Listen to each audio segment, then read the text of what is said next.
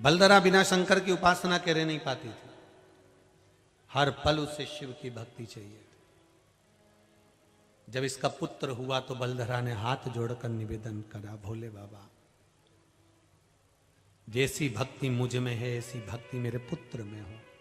और इस पुत्र को आप अपने पास में रखिए संजो कर। बलधरा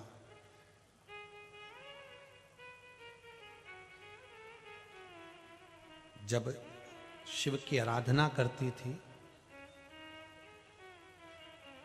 तो उस आराधना में इतनी डूब जाती थी कि उसको भान नहीं रहता था कि मेरे सम्मुख में कौन आया। शिव महापुराण के सुंदर प्रसंग में, महाभारत के इस प्रसंग में वर्णन किया। भक्त शिव महापुराण की कथा जो ये भिलाई नगर में चल रही है उसमें वर्णन किया कि उस सुत सोम को उस बलधरा ने शिव को समर्पित किया। आज भी जब शंकर भगवान की प्राण प्रतिष्ठा होती है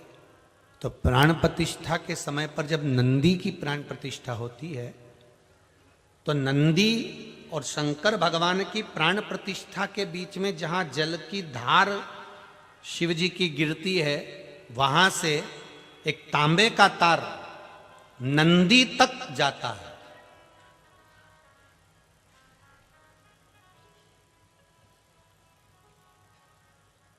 ब्राह्मण लोग जब प्रतिष्ठा करते हैं तो नंदी जहां बैठता है वहां से शिवलिंग तक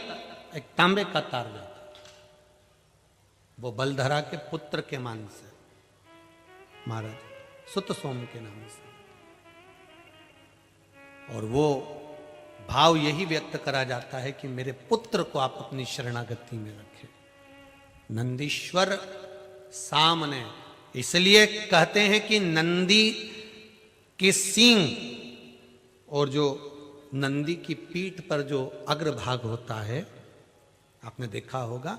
नंदी की पीठ पर जो अग्रभाग होता है उस अग्रभाग में भगवान शंकर के दोनों सींगों के बीच, नंदी के दोनों सींगों से अग्रभाग से हम शंकर भगवान का शिवलिंग का जब दर्शन करते हैं उस बीच में जो बलधरा का पुत्र है सुत सोम, उसका बल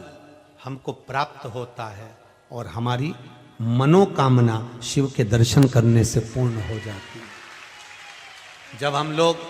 मंदिर से बाहर निकलते हैं, मंदिर से आते हैं तो शंकर भगवान के कान, नंदी के कानों में कहकर आते कि नहीं आते? पंचाक्षर मंत्र, श्री शिवाय नमस्तुभ्यम, महामृत्युंजय मंत्र, पंचाक्षर मंत्र, शिव का नाम हम नंदी के कानों में कहकर आते हैं कि बाबा जब आप निकलो शाम के समय पर तो बाबा को लेकर हमारे